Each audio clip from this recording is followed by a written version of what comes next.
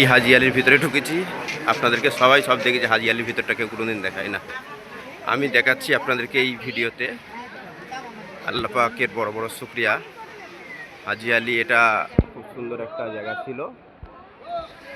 এখন ওটাকে, যে হাজি আলি যেখানে থাকতেন, ওনাকে ভেঙে, ওনার ওই মাজারের ওপরটা ভেঙে জায়গাটা তৈরি করতেছে খুব সুন্দর আকৃতিতে।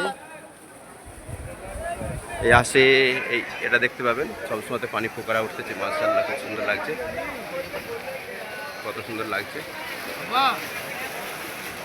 তারপরে এটা নিয়ে যাব হাজি আলির পাশে মাজার, হাজি হুজুরের মাজার, ইনার ওখানটায় নিয়ে যাচ্ছি আপনাদেরকে। দেখেন এখানে বহু এখনো বাঁধা আছে, তার সঙ্গে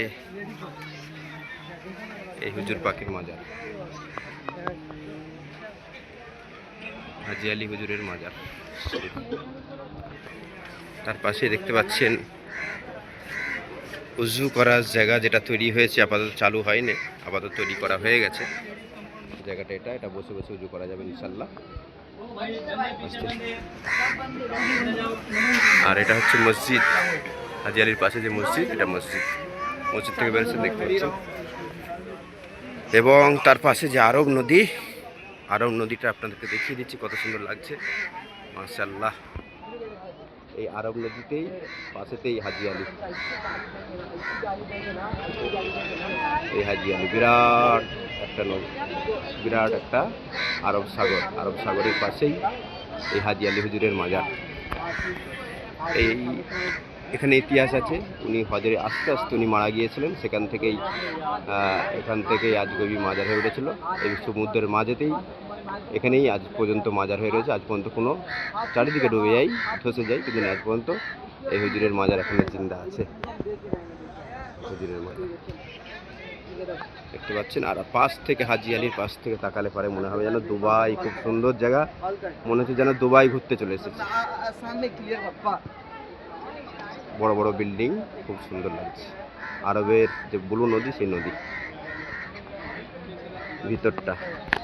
এরপরে আপনাদেরকে যেটা দেখাবো, পাশেতেই মেহমানখানা,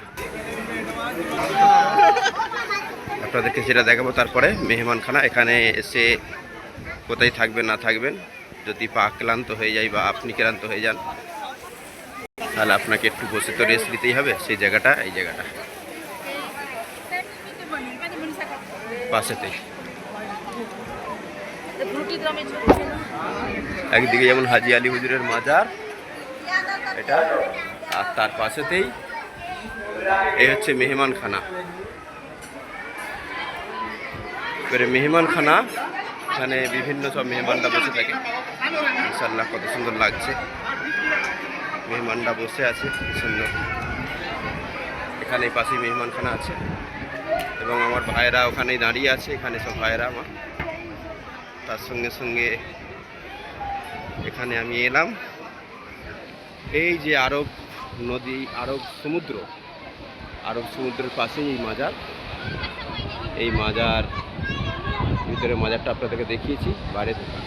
বাইরের জিনিসটা, বাইরের দৃশ্যটা, অসাধারণ মনোরম দৃশ্যটা আপনাদেরকে দেখাচ্ছি। এই যে আরব সাগর, বিভিন্ন ঢেউতে সব কিছু উচ্ছ্বাদ হয়ে যায়, কিন্তু এই মাজারটা উচ্ছ্বাদ আজ পর্যন্ত হয় না। এই আরব সাগর মাশাআল্লাহ বহু সুন্দর লাগছে। আল্লাহ পাকের নিদর্শন একটা জিনিস, সেটা এই হাজি আলিতে এলেই বোঝা যাবে। মনোরম দৃশ্য এই হাজি আলি, মনোরম দৃশ্য দেখালাম। আপনারাও আসবেন, সমুদ্র আল্লাহ পাক যে সৃষ্টি করেছে, এই মনোরম দৃশ্য আপনারা দেখলে বোঝা যাবে।